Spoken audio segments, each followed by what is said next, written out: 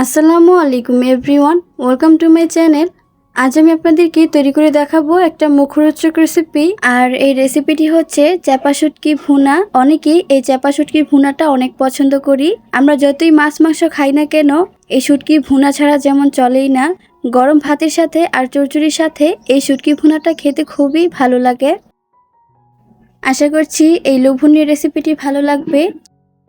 তো প্রথমে হচ্ছে চুলায় একটি কড়াই বসিয়েছি, আর এর মাঝে হচ্ছে পর্যাপ্ত পরিমাণে রান্নার তেল দিয়ে দিব।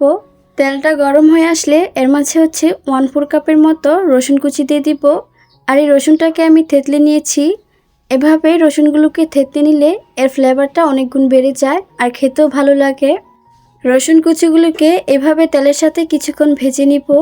আর ভেজে নেওয়া হয়ে গেলে এখন আমি এর মাঝে চাপা শুটকি দিয়ে দিব। তো চাপা শুটকিকে খুব ভালো করে ধুয়ে পরিষ্কার করে নিয়েছি। আর এখানে প্রায় 5 থেকে 6টির মতো নিয়েছি। এরপর এখানে আমি স্বাদ মতো কিছুটা লবণ দিয়ে দিচ্ছি। এরপর এখানে দিয়ে দিচ্ছি 4 টেবিল চামচের মতো হলুদের গুঁড়ো, আর দিয়ে দিচ্ছি 1/3 কাপের মতো মরিচের গুঁড়ো। যেহেতু আমরা শুটকি ভুনা করব, আর এই শুটকি ভুনাটা একটু ঝাল ঝালই খেতে ভালো লাগে, তাই মরিচের গুঁড়োর পরিমাণটা একটু বাড়িয়ে দেওয়ার জন্য চেষ্টা করবেন। আর সামান্য পরিমাণে একটু পানি দিয়ে তারপর হচ্ছে মশলাগুলোকে খুব ভালো করে মিশিয়ে নিব।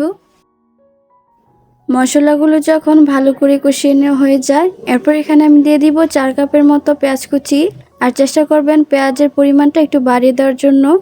পেঁয়াজটা দেওয়ার পর এবার হচ্ছে মশলাগুলোর সঙ্গে খুব ভালো করে মিশিয়ে নিচ্ছি।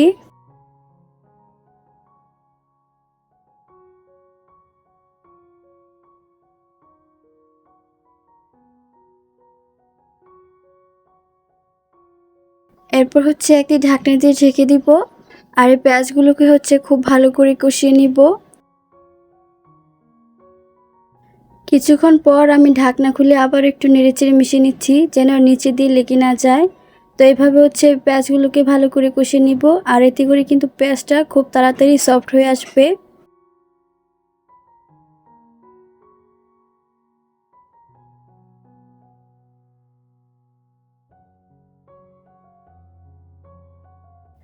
তো এভাবে হচ্ছে কিছুক্ষণ জাল করে নেওয়ার পর এভাবে কিছুক্ষণ পরপর হচ্ছে নেড়েচেড়ে যেতে হবে।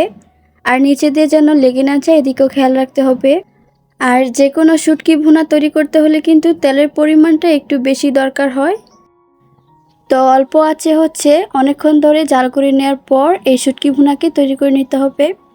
আর কেউ যদি শুটকি ভুনায় ঝাল কম খেতে পছন্দ করে, তাহলে ঝালের পরিমাণটা কিন্তু একটু কম দিবেন।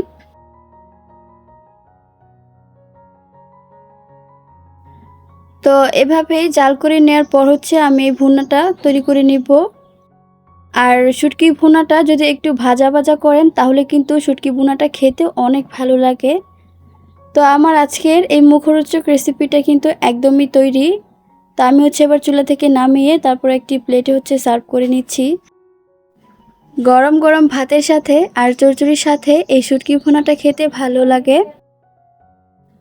আশা করছি এভাবে শুটকি ভুনাটা ট্রাই করবেন, খেতে কিন্তু খুবই টেস্টি হয়েছে। আমার মতো যাদের এই শুটকি ভুনার সাথে গরম ভাত আর চচ্চড়ির সাথে ভালো লাগে, তারা অবশ্যই কমেন্ট করবেন। আজ এই পর্যন্তই। সবাই ভালো থাকবেন, সুস্থ থাকবেন। আল্লাহ হাফেজ।